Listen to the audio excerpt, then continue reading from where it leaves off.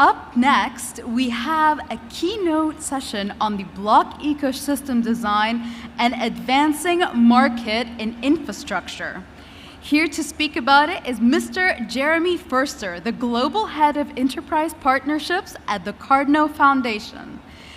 Mr. Jeremy is overseeing third-party relationships, market infrastructure development, and mainstream adoption trends at the Cardano Foundation. With a career history of 6 years in corporate banking and another 6 years in the blockchain industry, Mr. Jeremy truly has a wealth of knowledge here to share with us today. Everyone, please welcome him on stage with a very, very warm round of applause.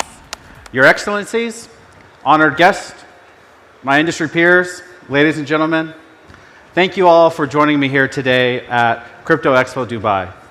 It's been such a pleasure to be a part of this tremendous event and be able to share information with everyone here about the big question. What is needed to drive adoption? And I'm very honored to be able to follow Klaus, which with DigiShares talks about the entire what do we do? And in my talk, I will try to focus on more of how do we do. So I am with Cardano Foundation, and we are the not-for-profit arm that oversees the development of the Cardano ecosystem. Some basic stats and facts about Cardano is that this is a blockchain ecosystem that has been designed as a layer 1 ecosystem with peer-review research papers. It is a public permissionless blockchain, and it takes all of this industry-leading research to develop a proof-of-stake ecosystem which has full capabilities. And I want to talk a little bit about these key points here: security, scalability, and decentralization. Before I get to that, I'd just like to share some general stats. Cardano has been developing organically over the past 3 years as features have come online. And these lines behind is an actual from our statistics for week over week, month over month, the continuous development of Cardano, where I'm proud to say that we have operations in over 100 countries today and over 1,200 projects building on Cardano. It's a very nice achievement to see in the spirit of open source permissionless blockchains. Okay. So we have two themes that I'd like to focus on. The first, on the left, is speaking about the classic blockchain trilemma. And this is a situation that when we're talking about infrastructure, we're talking about an operating system. The purpose of blockchain is to present a new paradigm on how we own information, how assets are created, and how we, as individuals, corporates, organizations, how we interact with one another. And with that, sometimes people think you need to fight to do one thing. You fight to be secure, you fight to be decentralized, and you fight to be scalable.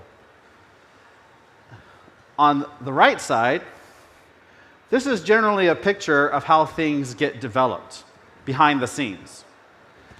So whether we're looking at security, decentralization, scalability, it's actually a large number of small components that are interrelated to one another.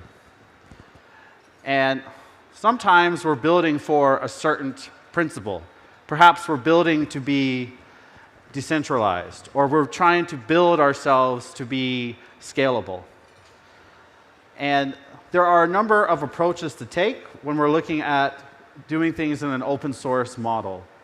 And that's great because not any of us in this room can say which approach is the correct approach for mass adoption. In fact, we'll probably see a variety of solutions which work in tandem. What this room may not be able to see are issues such as this, where closer to the foundation of everything, there's this one small pillar that becomes critically important, and that small pillar is being worked on by some thankless person who lives in Nebraska. We've never seen him, we've never heard about him, we don't know who they are, but if they were not here, then everything that we build on top of the infrastructure would collapse. And so that becomes kind of the first question, is the foundation of the infrastructure. What do you need this to be? And oftentimes that answer would be, we need this to be secure. And we want to be able to find these type of pain points and increase its resilience.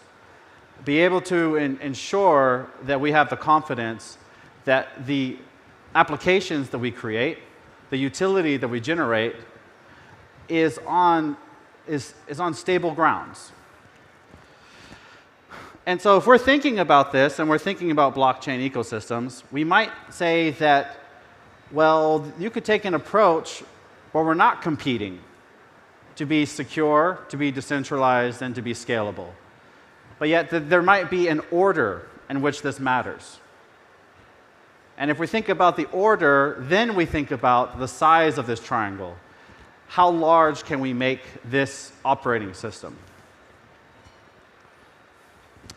And that is kind of what set the foundation for the Cardano roadmap.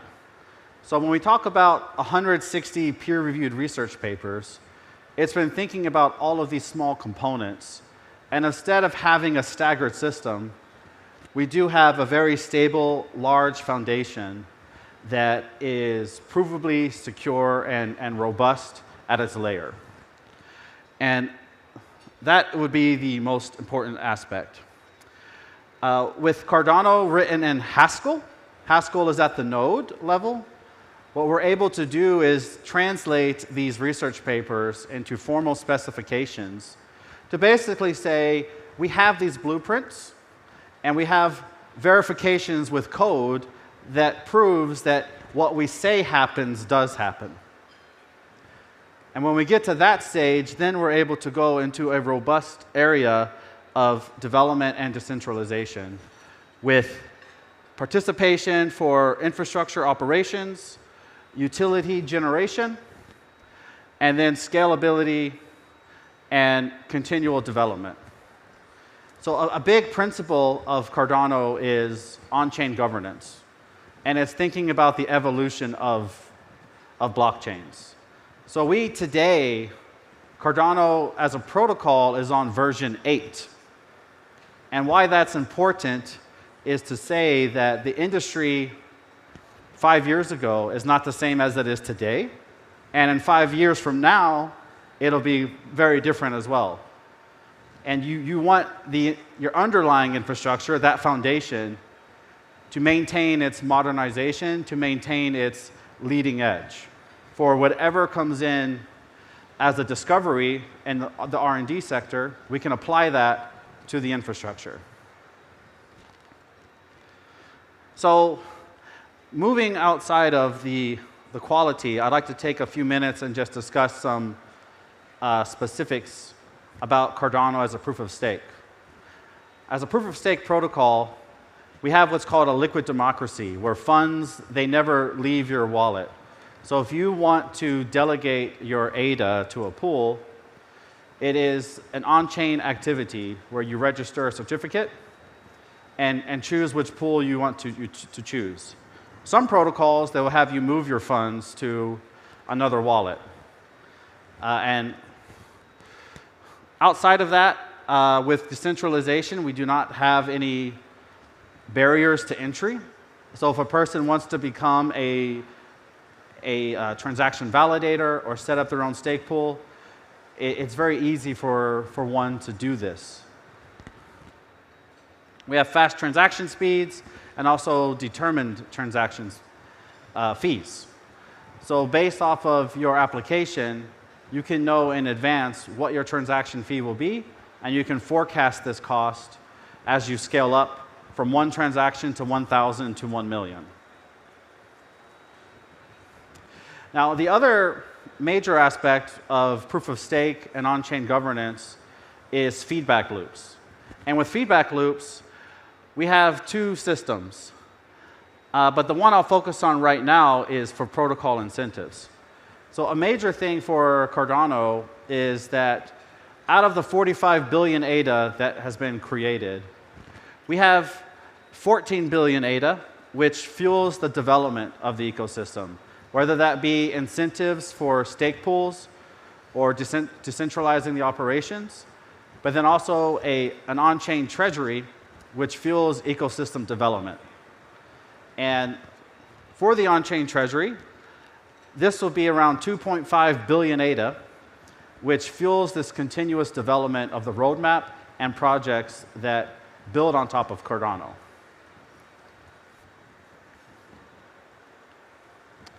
Now, here is a map of stakeholder participation.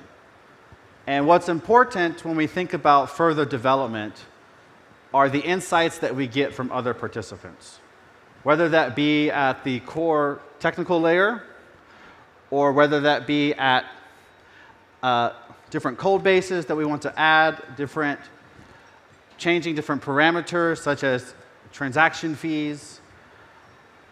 You need to have a governance layer as you grow in order to kind of set a priority for what happens in the future, but then also set standards that can then be easily used by other ecosystems. Now, the main purpose of all of this is to say that we want to focus on ensuring operational resilience. And if we can get this correct, we can then start thinking about adoption. And adoption is at this top. And the top box itself, you want to enlarge this as much as you can and bring a lot of diversity to it. And to do that, it's not just for having a blockchain itself. It's the market infrastructure that connects to a blockchain. And this is something that helps to enrich your applications. So we can divide this into a few different layers. And every box by itself is important, but also there will be oftentimes that a company will have a variety of components that they need to use for managing their assets. So if I first talk about the trust layer, if we think about tokenization, what can we do to bring more quality to tokens?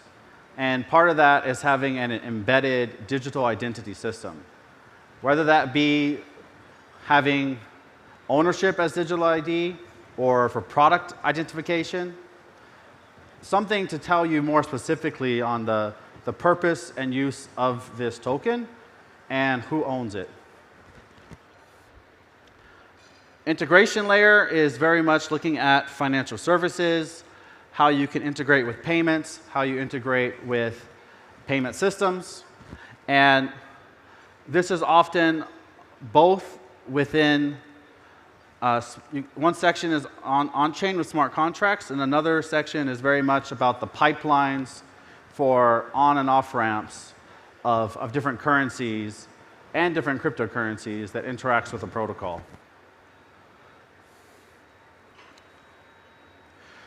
So when you're able to combine all of these things together, that's how we're able then to have a very robust layer of on-chain utility. And I'd like to take a few minutes just to kind of talk about some of these qualities for tokenization itself and bringing more higher quality to its use. So a common question that I receive is, how is it then that Cardano is different? How do you compete in the industry? I don't view ourselves as a competitor in the industry. What I view Cardano is as a protocol that advances the quality of use for blockchain applications holistically. Because the real battle is not a specific feature by itself, but it's gaining mainstream adoption.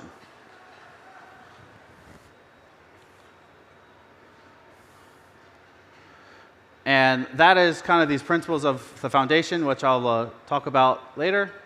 So let's talk about traceability. A main aspect of traceability is that all blockchains are traceable. Every wallet address is unique. Every asset created on a blockchain is unique. And we can see from where it was created to where it's ended up. But it is not transparent. Transparency is a feature.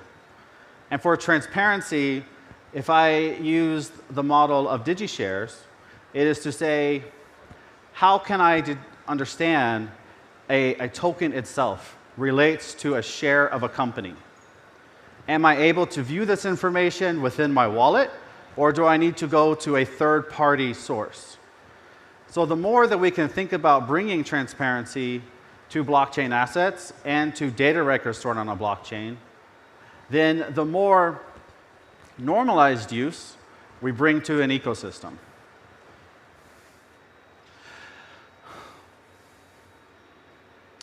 So an example of this is what we're doing in the Republic of Georgia for wine traceability. And here what we do is two parts. We bring full data records of a wine supply chain data, which is supporting the proof of origin. But in addition to proof of origin, we need to have a way to have authenticity for this. How do you prove that that is accurate information and not just information that Jeremy has created himself? And so for that, we include wine certification data from the Georgian government itself. And when we have both of these, what we can ensure is that that data record on-chain is a public record that does have confirmation that this is real information. It's been certified by a government body. It's been certified by the company that is creating the wine. And that brings more trust to end users. Now, I'll speak at the booth about what we're doing in the carbon credit space as I'm running out of time. And what I wanted to talk about a little bit was for sustainability. And sustainability is not just thinking about ESG, and it's not just thinking about social impact, but sustainability also relates to the infrastructure that you're on itself. So when I speak about on-chain governance, and I spoke about ADA reserves and an on-chain treasury, what this really relates to is a built-in system to ensure that the participants who are contributing and participating, whether it be as a token holder, whether it be as a company building on an applications or developer, they all have incentives to see better decisions occur on the blockchain.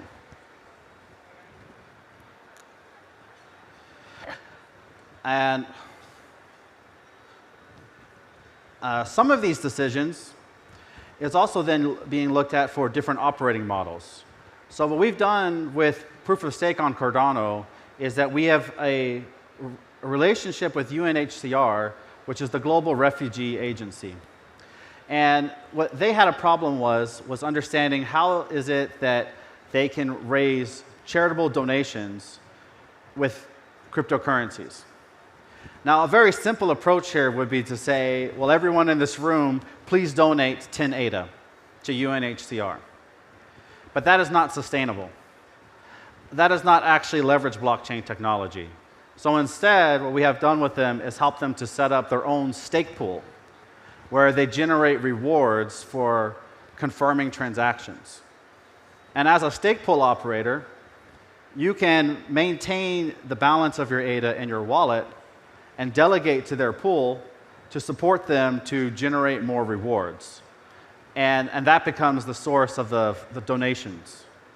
And with this approach, it's a new way to do digital asset philanthropy, and it's a new way to ensure long-term sustainability for any sort of social impact efforts that can be done here.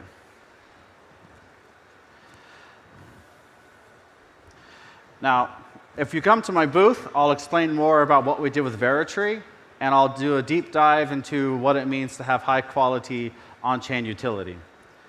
Or I can discuss this with you in November.